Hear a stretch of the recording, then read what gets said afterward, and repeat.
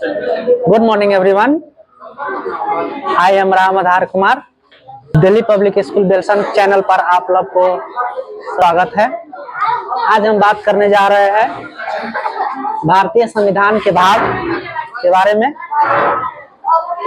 जो आपको हम कुछ बता रहे हैं कि देखिए कैसे कैसे है। भारतीय संविधान में टोटल 22 भाग है, लेकिन अगर किसी आदमी बोल दिया करेगा कि नहीं 22 नहीं है 25 है, तो 25 भी सही है और 22 भी है।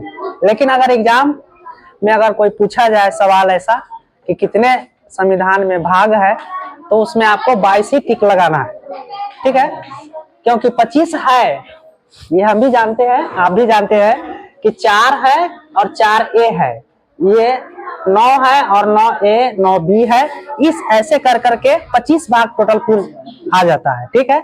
लेकिन ऐसे में सीरियल वाइज 22 भाग है, ठीक है। तो चलिए आगे देखते हैं। भाग 1 में संघ और उसका राज्य क्षेत्र, मतलब भारत के संविधान, भारतीय संविधान के भाग 1 में करा संघ और उसका भाग उसका राज्य क्षेत्र। राज्य क्षेत्र का मतलब होता है जितने भी भारत में राज्य है, चाहे वो यूनियन टेरिटोरी हो या कॉमन स्टेट हो यानी राज्य हो, उस सब को लेकर एक यूनियन है, यूनिटी बनाते हैं, जो आर्टिकल 1 से लेकर 4 के बीच में आता है, ठीक है। 1 to 4 में आता है, सारे को एक साथ मिलाकर चलता है, उसी को संघ बोलते हैं, ठीक है। भाग 2 में कह रहा है नागरिकता। अगर भारतीय लोग यहाँ पर रहते हैं संघ बनाकर, यूनिटी बनाकर, तो उसमें पहचान भी होना चाहिए कि हमारे देश का ये नागरिक है। तो इसीलिए भाग 2 में नागरिकता का वर्णन किया गया है, ठीक है, जो आर्टिकल 5 से 11 के बीच में आता है, ठीक है। अब नागरिकता मिल गया।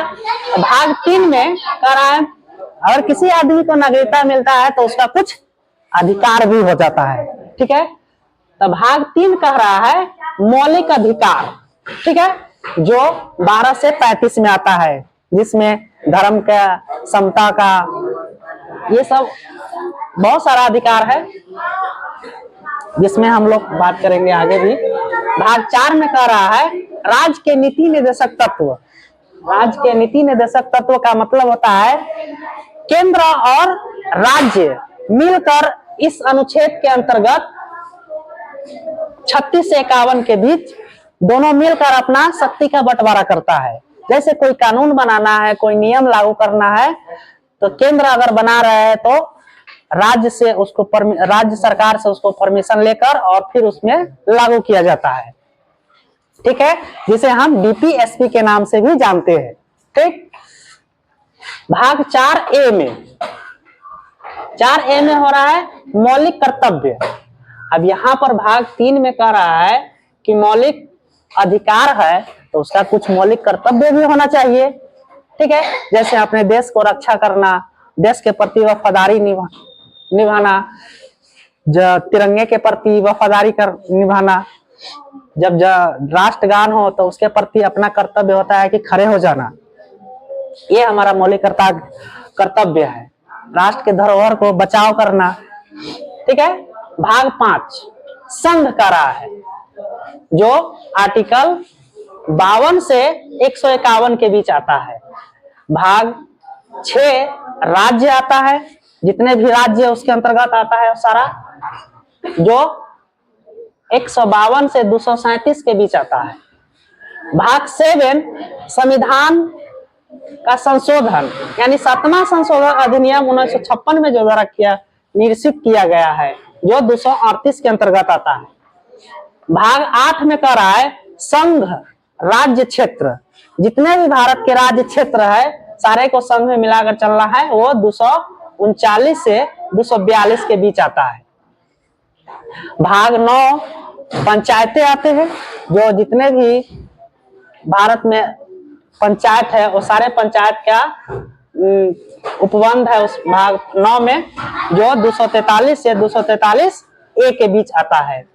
भाग 9 के A कह रहा है नगर पालिका।